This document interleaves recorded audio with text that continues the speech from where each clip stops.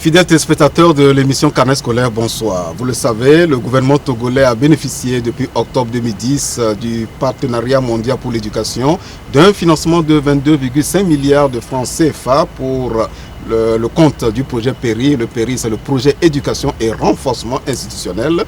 Quel est l'état des lieux aujourd'hui? Où en sommes-nous avec le projet PERI? Pour en parler, plusieurs personnalités sur ce plateau. Mais dans un premier temps, nous avons à nos côtés le coordinateur national éducation pour tous, EPT, M. Laré Lardia. M. Laré, bonsoir. Bonsoir Marcel. Pour le commun des mortels, qu'est-ce que le PSE succinctement et quel est le lien entre le PSE, le plan sectoriel de l'éducation, et le PERI? Merci. Je vais commencer par le PSE. Oui. Le PSE, c'est le plan sectoriel de l'éducation. Qu'est-ce que ça veut dire, plan sectoriel? Jusque-là, nous faisions une planification par département ministériel. Mais depuis mars 2009, le gouvernement togolais a adopté le plan sectoriel de l'éducation. Et donc, dans ce plan qui est fait pour durer de 2010 à 2020, donc c'est un plan décennal, ce plan inclut tous les départements ministériels qui s'occupent de l'éducation.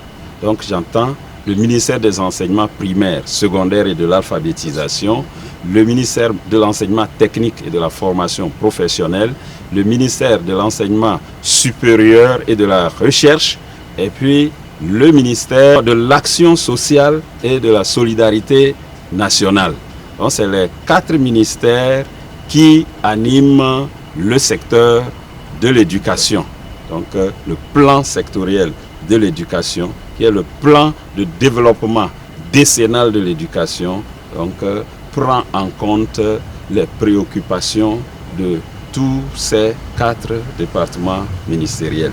Alors pour en arriver au plan sectoriel de l'éducation, le gouvernement a fait ce que vous avez appelé le RESEN, pour identifier, pour diagnostiquer tous les problèmes du secteur de l'éducation afin de voir sur quel axe vraiment il faut tout de suite agir pour apporter des réponses aux problèmes identifiés dans le secteur.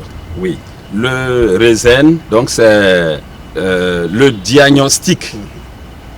C'est un exercice qui se fait périodiquement pour diagnostiquer les problèmes de l'ensemble du secteur. Oui, le dernier RESEN a été fait en 2007. Donc l'avant-dernier c'était en 2002.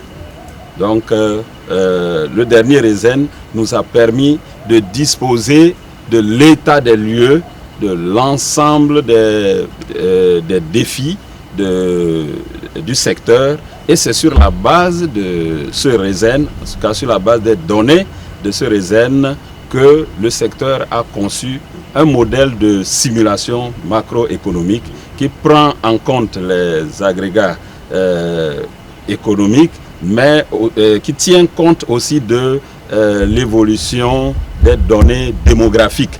Et c'est à partir de ces données qu'on a fait les projections sur 10 ans. Donc aussi bien de l'évolution des ressources que de l'évolution de la population. Et donc, sur la base de ce modèle de simulation, nous avons fixé des objectifs et identifié des stratégies de mise en œuvre. Et cela nous a permis aussi de faire un budget, et un budget réel sur la capacité de mobilisation de ressources de l'État et aussi les ressources mobilisables auprès des différents partenaires qui appuient le secteur. Dans le plan sectoriel, quels sont les axes vraiment prioritaires que vous avez pu identifier, que vous avez relevés? Il y a principalement 3 axes. Oui. Donc nous avons visé d'abord l'accès et l'équité. Donc l'accès, c'est l'offre de services éducatifs pour l'ensemble des enfants du pays. Donc faire en sorte que tous les enfants aillent à l'école et qu'ils aillent à l'école avec les mêmes chances de réussite. Deuxième axe, c'est la qualité. donc la qualité. Donc c'est faire en sorte que l'éducation qu'ils reçoivent soit une éducation efficace, efficiente et au service du développement. Que le profil de sortie de l'enfant soit, que l'enfant puisse opérationnaliser ses connaissances, voilà, et contribuer au développement de la nation. Qu'il puisse contribuer d'abord, qu'il puisse se servir de ses connaissances pour se développer lui-même, pour être utile pour sa famille et être un agent de développement pour son pays. Alors, pour le dernier axe, c'est le pilotage, la gouvernance. Et donc, il faut que la gouvernance soit transparente, efficace, efficiente, pour que toutes les ressources mobilisées par l'État et les partenaires puissent vraiment permettre d'atteindre les objectifs que le secteur s'est fixés. Okay. Alors, toujours on est avec le commun du mortel. Hein. Vous avez déjà brossé ce que c'est le plan sectoriel de l'éducation. Ça a permis aux gens d'avoir des éléments d'éclaircissement. Maintenant, ils entendent aussi parler du péri. On en a souvent parlé lors de l'accord de dons, lors de certains reportages qui sont diffusés sur les chaînes de télé et radio également. Eh bien, le péri, c'est quoi? Et quel est le lien entre le péri et le plan sectoriel de l'éducation? Voilà. Pour parler du péri, je vais parler des différents programmes et projets qui permettent la mise en œuvre du plan sectoriel.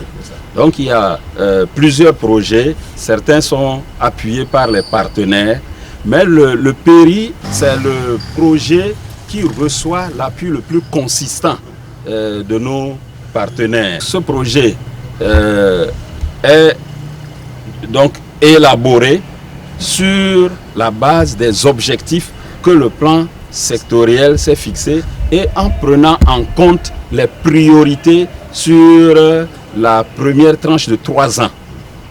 Donc le péri a reçu l'appui de plusieurs donateurs que je ne vais pas citer ici parce que les spécialistes... Comme tous les donateurs ne peuvent pas héberger les fonds réunis, quel est le partenaire qui pilote? Voilà, donc tous ces dons ont été confiés à la gestion de la Banque mondiale qui donc fait le suivi de la mise en œuvre de ce projet. Et le montant est de combien à peu près? Le montant est de 45 millions de dollars. Pour combien d'années? J'ai dit que c'est pour 3 ans. 3 ans. Pour 3 ans. Ok. Voilà. En juillet dernier, vous avez fait la revue du plan sectoriel de l'éducation et les partenaires qui étaient présents, la Banque mondiale et autres, ont reconnu que les acteurs de l'éducation sont impatients de voir des réponses à leurs problèmes liés à l'accès, à la qualité, à la gouvernance, comme vous venez de le dire. Et il était question de mettre en place le dispositif de pilotage. Où en sommes-nous aujourd'hui? Oui, le dispositif de pilotage, il est en train de se mettre en place. Voilà. Donc, à ce moment, le décret qui devrait, disons, organiser le pilotage du plan sectoriel, ce décret est en étude au niveau du secrétariat du gouvernement et donc va être signé d'ici peu. Et dès que ce sera fait, il y a plusieurs organes, mais l'organe exécutif qui doit permettre de lancer les activités, de faire le suivi quotidien de la mise en œuvre du plan, c'est le secrétariat technique permanent. Et ce secrétariat technique permanent, dès que le décret va sortir, ce sera le premier organe à mettre en place. Alors, quelle est la différence entre ce secrétariat et la coordination du programme PERI? Oui, la coordination du programme PERI, ça, vous abordez la coordination de l'ensemble des projets. Parce que chaque projet au niveau du secteur a une coordination opérationnelle. Et donc le PERI a une coordination opérationnelle où nous avons rassemblé des experts qui, de plusieurs domaines de compétences. Et c'est ces experts-là qui appuient les acteurs institutionnels, les cadres du département, pour mettre en œuvre le projet. Et il y a une cellule qui est créée au sein du département de l'enseignement primaire secondaire de l'alphabétisation, et il y a un coordonnateur à la tête de cette cellule, et c'est cette cellule-là qui gère au quotidien la mise en œuvre, le suivi et l'évaluation du péri. Bien, merci Monsieur Larrey. Nous avons la chance de recevoir toujours sur ce plateau cette équipe d'experts qui pilote le programme péri. Nous allons leur permettre de nous rejoindre sur ce plateau. Deux experts donc, du péri viennent de me rejoindre sur ce plateau. À ma droite, il s'agit de M. Philippe Koudaya, c'est le coordinateur national du péri. Et à ma gauche, M. Ndiaye Boubaka, il est spécialiste en formation et gestion à la base. Chers invités, bonsoir. Bonsoir. Merci de nous rejoindre sur ce plateau. Merci. Merci aussi. Où en sommes-nous avec la mise en œuvre de tous les axes, le programme du péri, Monsieur le coordinateur? Merci. Le péri, c'est le projet éducation renforcement institutionnel qu'on a commencé, disons, de manière opérationnelle à partir de février 2011, après la signature de l'accord en 2010, fin de l'année 2010. Les premières actions consistaient à la mise en place de l'unité de coordination.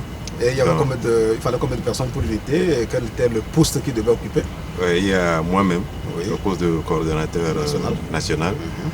J'ai l'assistant d'un spécialiste en passation des marchés pour s'assurer que tout se fasse selon les procédures de la transparence. J'ai un spécialiste en gestion financière, vous savez, pour la bonne gestion des fonds qu'on a mis à notre disposition. J'ai un spécialiste en génie civil pour la supervision de tout ce qui se passera sur le terrain comme construction, qui est logé dans une cellule technique de construction avec un coordonnateur également de toutes les activités de construction. J'ai un spécialiste également de suivi, évaluation des activités du projet. Mais à côté de ces spécialistes, j'ai également des homologues désignés par le ministère parce que la gestion du projet ou bien la coordination du projet est conçue de manière à ce qu'il y ait un transfert de compétences à la fin du projet. C'est-à-dire qu'à la fin du projet, les fonctionnaires du ministère soient capables de continuer la gestion de tout programme qui serait financé par les partenaires. Donc il y a ce transfert de compétences. Pour cela, il y a des homologues qui sont nommés auprès de chaque spécialiste. J'oublie en passant, nous avons également eu recours à un spécialiste en gestion, en formation en gestion à la base, que nous appelons communément à notre niveau FGB, et pour pouvoir accompagner les communautés dans la prise en main de tout ce qui est programme de construction.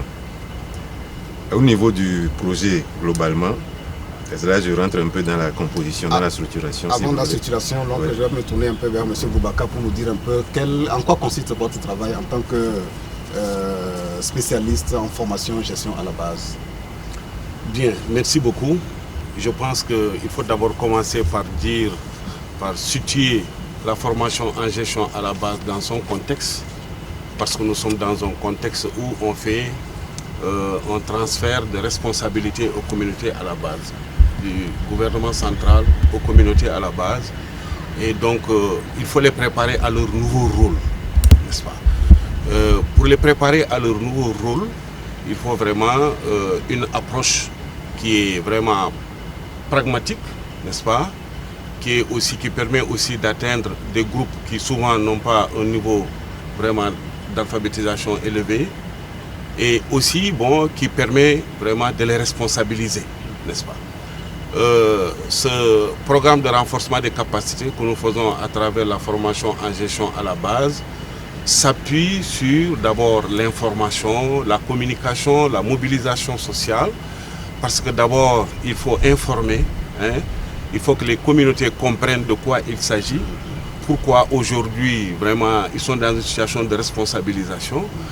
Il y a un volet où nous faisons les formations, mais une formation par la pratique, c'est-à-dire on les forme sur des thèmes spécifiques et après ils appliquent sur le terrain et ils reviennent. C'est un mouvement itératif que nous faisons avec eux, et cette formation-là porte sur 5 thèmes majeurs.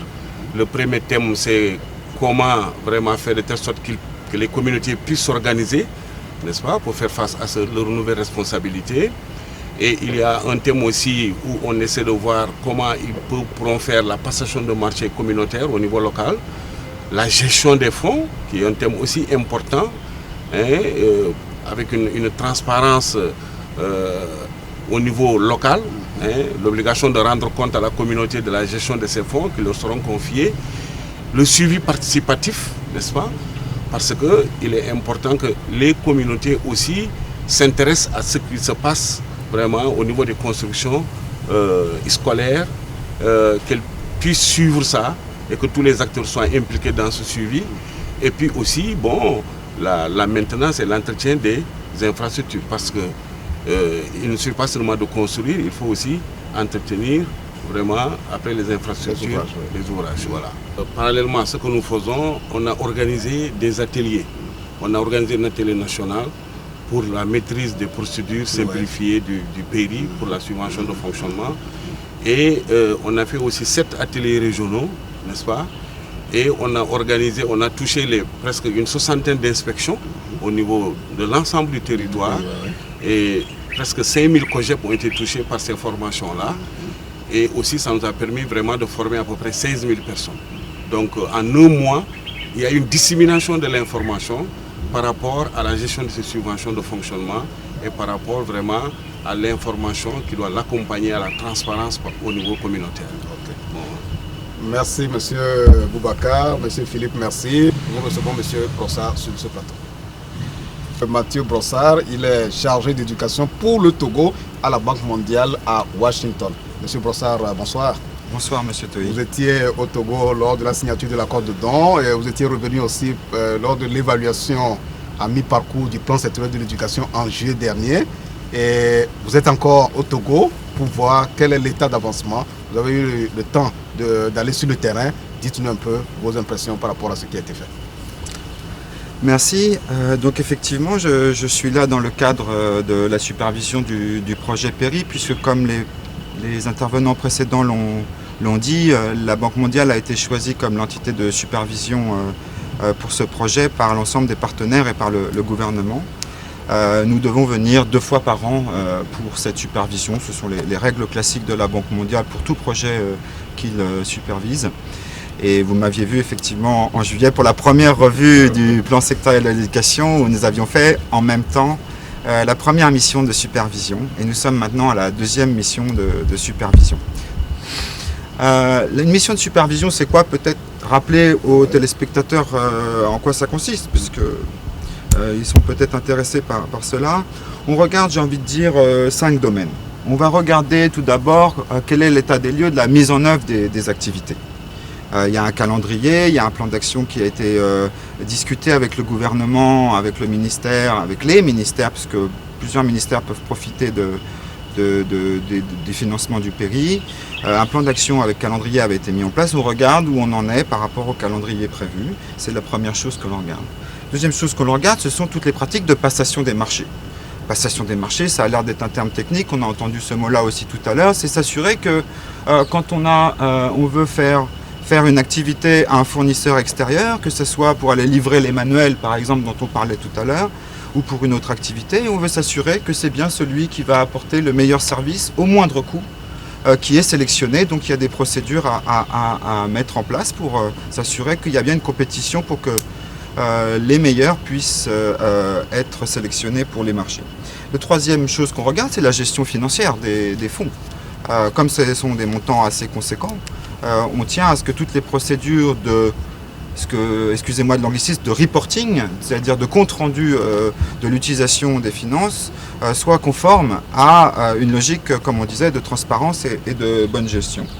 La quatrième chose qu'on regarde et qui est très important en particulier pour les gens qui nous écoutent, c'est tout ce qui est de gestion environnementale et sociale, en particulier dans les endroits où il y aura des constructions, parce qu'il est important de s'assurer que quand on choisit des sites, si c'est au détriment d'une population, c'est-à-dire peut-être elle avait un champ ou quelque chose comme ça, il y a une compensation pour s'assurer que la personne qui avait le champ à l'endroit du site de construction puisse être indemnisée. Donc on regarde ces aspects-là. Et le cinquième gros volet qu'on regarde lors d'une mission de supervision, ce sont tout le mécanisme de suivi-évaluation. lors de la signature de l'accord de don. L'accord de don était accompagné d'un document de projet qui donnait les éléments des principaux indicateurs pour le système sur lequel le projet allait avoir un impact et donc qui sont suivis pour s'assurer qu'on a de plus en plus d'enfants à l'école, qu'il y ait de plus en plus d'enfants à l'école qui aillent jusqu'à la fin du cycle primaire, qu'on ait une qualité, c'est-à-dire des apprentissages dans les écoles qui soient améliorés, que les manuels effectivement arrivent dans les écoles et soient utilisés comme prévu, tout ce cadrage de suivi, évaluation du projet. Alors pour arriver maintenant plus précisément à votre question, je suis aujourd'hui un peu plus de la moitié de ma mission de supervision. Par rapport à ça, on a une évaluation globalement sur le projet positive.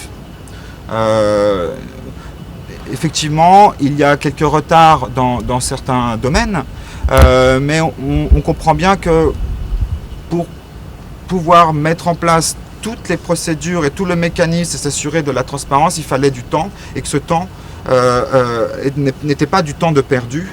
Et on a assez confiance dans le gouvernement et son équipe de projet, et l'équipe de projet du PERI, pour qu'il y ait un rattrapage du temps perdu grâce à la mise en place de ce dispositif qui va monter en puissance.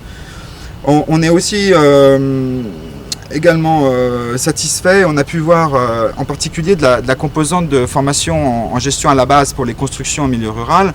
On a eu l'occasion, comme vous le rappeliez, d'aller visiter le laboratoire dont vous parliez avec M. Ndiaye et M. Koudaya. On a visité les régions de plateau et de maritime et on voit un grand professionnalisme dans les équipes pour s'assurer qu'il y a bien tous les éléments qui avaient été discutés de responsabilisation des communautés, de renforcement